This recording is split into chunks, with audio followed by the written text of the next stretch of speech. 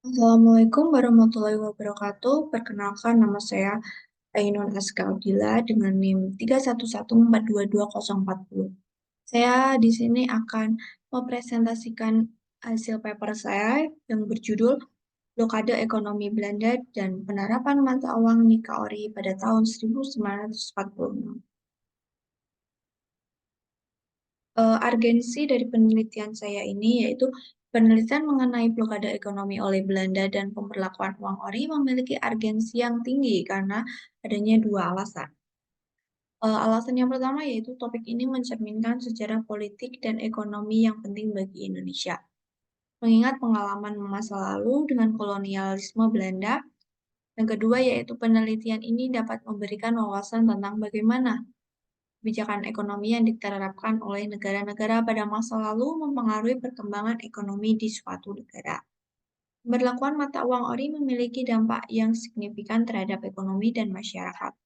Penelitian ini dapat memberikan pemahaman mendalam mengenai kebijakan moneter, inflasi, stabilitas ekonomi, serta respon masyarakat terhadap perubahan dalam sistem mata uang.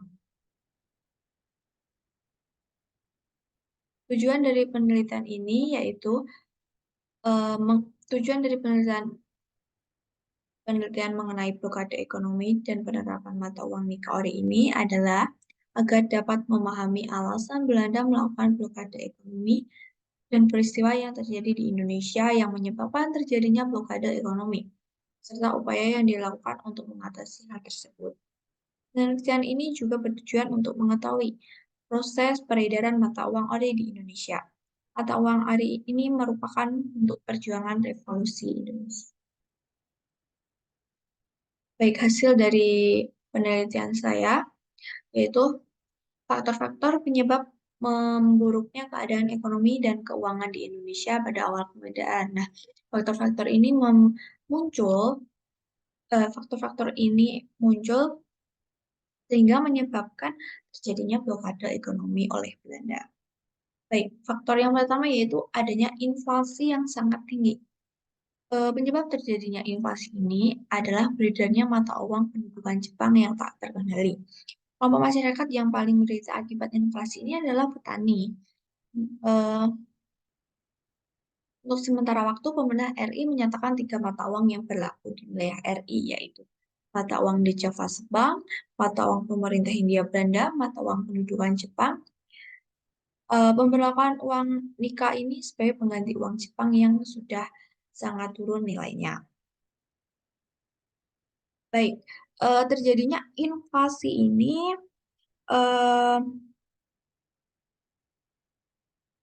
bank-bank yang diduduki oleh sekutu mengeluarkan uang cadangan sebesar 2,3 miliar untuk kebutuhan operasi mereka dalam melakukan penjajahan. Hal ini disebabkan oleh zaman pendudukan Jepang, petani adalah produsen yang paling banyak menyimpan mata uang Jepang.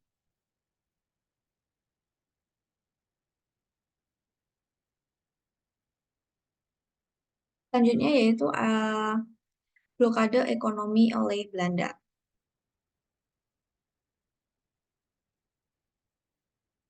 Belanda tidak hanya memperjuangkan dominasi militer di Indonesia, tetapi juga menerapkan strategi ekonomi yang merugikan bagi Indonesia. Salah satu taktik ekonomi yang digunakan adalah blokade ekonomi yang bertujuan untuk merugikan perekonomian di Indonesia. Melalui blokade tersebut, Belanda berusaha untuk mengendalikan sumber daya alam dan menghambat perkembangan ekonomi Indonesia. Tindakan ini menciptakan ketidakstabilan ekonomi dan merugikan masyarakat Indonesia secara luas. Blokade adalah pengepungan di suatu kawasan atau daerah atau negara, sehingga aktivitas manusia, perdagangan ekspor-impor, kapal-kapal tidak dapat keluar masuk dengan bebas. Usaha Belanda ini untuk mencegah masuknya informasi, persediaan bantuan, dan pasukan ke wilayah yang sedang diblokade.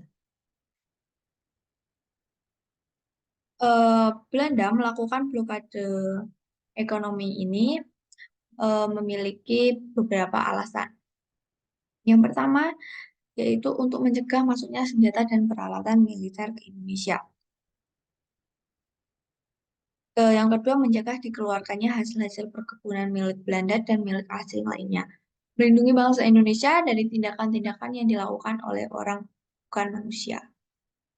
Akibat dari blokade ini, barang-barang dagangan milik pemerintah RI tidak dapat diekspor, sehingga banyak barang-barang ekspor yang di bumi hanguskan. Selain itu, Indonesia menjadi kekurangan barang-barang yang sangat mereka butuhkan. Blokade ekonomi yang dilakukan Belanda ini selain masalah inflasi yang tinggi karena banyaknya mata uang yang berlaku. Karena Belanda tidak mau mengakui kemerdekaan Indonesia dan masih melakukan pergolakan politik yang berakibat terhambatnya perekonomian Indonesia.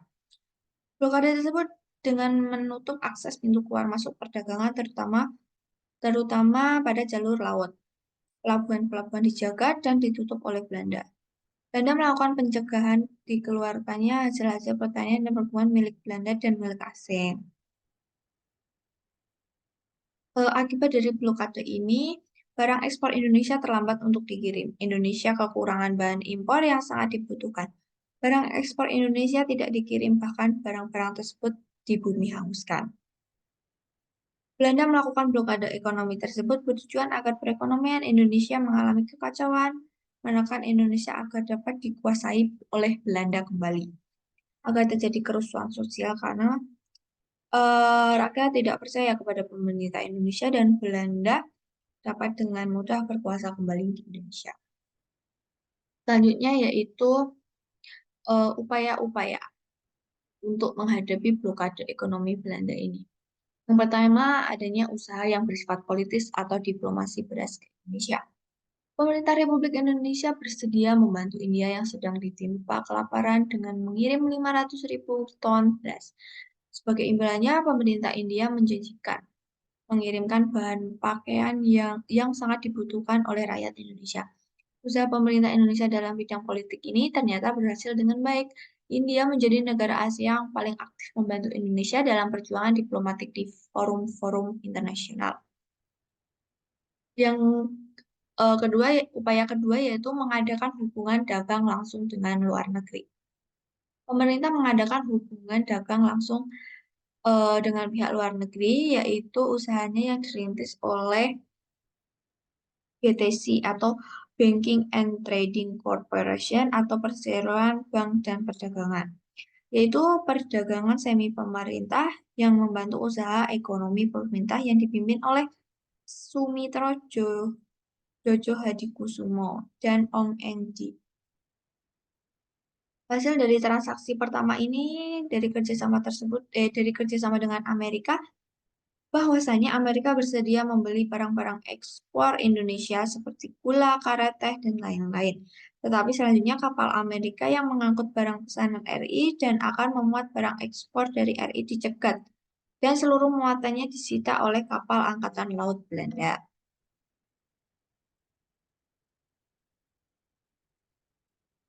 Selanjutnya yaitu mata uang Nika Ori. Pemberlakuan mata uang Nika Ori ini karena ada beberapa penyebab. Yang pertama, uang Republik Indonesia sebelum Nika Ori yaitu masa versi kolonial. Pada saat proklamasi, pemerintah Republik Indonesia menyadari bahwasannya pemerintah belum mampu mengeluarkan mata uangnya sendiri. Untuk itu, pemerintah kemudian mengeluarkan maklumat nomor 1/10 tanggal 3 Oktober 1945 yang berisi pemerintah menetapkan sementara 3 jenis mata uang, yaitu uang pendudukan Jepang, mata uang yang dikeluarkan oleh The Java Bank, dan uang pemerintah Hindia Belanda. Selanjutnya, pemberlakuan uang Republik Indonesia atau uang ORI. Uang ini adalah uang kertas yang pertama kali dikeluarkan oleh pemerintah Republik Indonesia. Uang tersebut dikeluarkan untuk menggantikan uang Hindia Belanda dan uang Jepang yang masih berlaku sebagai alat pembayaran yang sah. ORI diterbitkan secara resmi oleh pemerintah Republik Indonesia pada tanggal 30 Oktober 1946. Safrudin Prawira Negara menegaskan bahwa penerbitan ORI ini memiliki maksud sebagai alat atribut negara yang merdeka dan berdaulat. Namun, ORI memiliki fungsi lebih dari itu juga, yaitu sebagai alat perjuangan revolusi kemerdekaan Indonesia.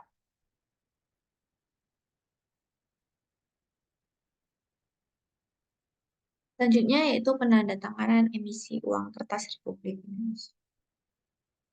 Uang kertas Republik Indonesia dalam emisi satu diresmikan dan ditandatangani oleh Menteri Keuangan Republik Indonesia yaitu A.A. Maramis yang terdiri dari pecahan 1, 5, 10, dan 100 rupiah. Dalam peresmian emisi satu ini menghasilkan keputusan bahwa ejaan berubah dari OE ke ejaan U. Selanjutnya, tanggal yang tertera pada mata uang tersebut adalah 17 Oktober 1945. Dipilihnya tanggal tersebut karena A.A. Maramis eh, A.A. Maramis berpendapat bahwa tanggal tersebut memiliki arti penting bagi bangsa Indonesia karena pada saat itu eh, memplok, memproklamirkan kemerdekaan Indonesia. Dan dipilihnya bulan Oktober karena pemerintah RI akan merencanakan mengeluarkan mata uang sendiri pada bulan Oktober. Selanjutnya yaitu uang merah dan uang ori. Uang merah atau uang nica dan uang ori. Pengedaran uang ori pertama kali sebenarnya tidak berjalan dengan mulus. Hal ini karena adanya wilayah yang diduduki oleh sekutu telah beredar dua jenis mata uang, yaitu uang nika atau uang merah dan mata uang ori. Dengan keadaan yang seperti ini, pemerintah melakukan perjanjian antara Indonesia dengan Belanda bahwasanya pada tanggal 19 November 1946, perjanjian tersebut berisi agar penduduk tidak diganggu jika diketahui memiliki uang lawan. Dari hasil perjanjian ini menyudutkan pihak Belanda karena keberadaan ori harus diakui dan tidak boleh ada yang melarang penggunaannya. Selanjutnya yaitu keanekaragaman ori. Adanya blokade ekonomi yang dilakukan oleh Belanda menyebabkan tersendatnya peredaran ori ke daerah-daerah. Untuk menangani masalah ini, pemerintah daerah dan provinsi mengeluarkan mata uang sendiri, yaitu Orida, Uang Republik Indonesia Daerah. Dari Orida ini selanjutnya berkembang menjadi banyak cabang uang yang berlaku di Sumatera.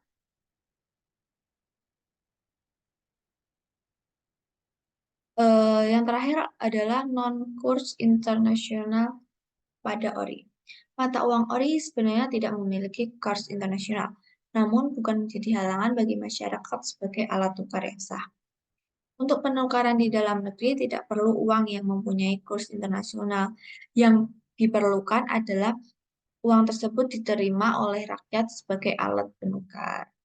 Sikap ini menunjukkan pula bahwa ori merupakan alat yang dipercaya masyarakat kepada pemerintah Republik Indonesia. Baik, kesimpulan sementara yang dapat diambil yaitu perekonomian keuangan Indonesia pada awal kemerdekaan masih sangat kacau. Hal ini karena adanya inflasi yang sangat tinggi. Inflasi tersebut karena banyaknya mata uang yang beredar seperti mata uang Jepang, mata uang di Javan Jepang, dan mata uang Hindia Belanda. Dalam masalah ini, Belanda melakukan blokade ekonomi di Indonesia bertujuan untuk membatasi aktivitas manusia, perdagangan ekspor-impor, dan untuk mencegah dimasukkannya senjata dan peralatan militer ke Indonesia, serta mencegah dikeluarkannya hasil-hasil perkebunan milik Belanda dan milik asing lainnya. Pemerintah Indonesia selanjutnya menetapkan mata uang ori sebagai alat penukar dan alat pembayaran yang sah. Melainkan juga berperan mata uang ori ini juga berperan sebagai alat untuk mempersatukan rakyat untuk bersama-sama pemerintah Republik berjuang mempertahankan kemerdekaan. Dikatakan bahwa ori adalah alat pembayaran revolusi Indonesia terhadap Belanda. Berikut adalah referensi yang telah saya gunakan, yaitu salah satunya referensi dari buku dan yang lima yaitu dari jurnal dan artikel. Sekian presentasi dari saya, banyak kurangnya mohon dimaafkan. Wassalamualaikum warahmatullahi wabarakatuh.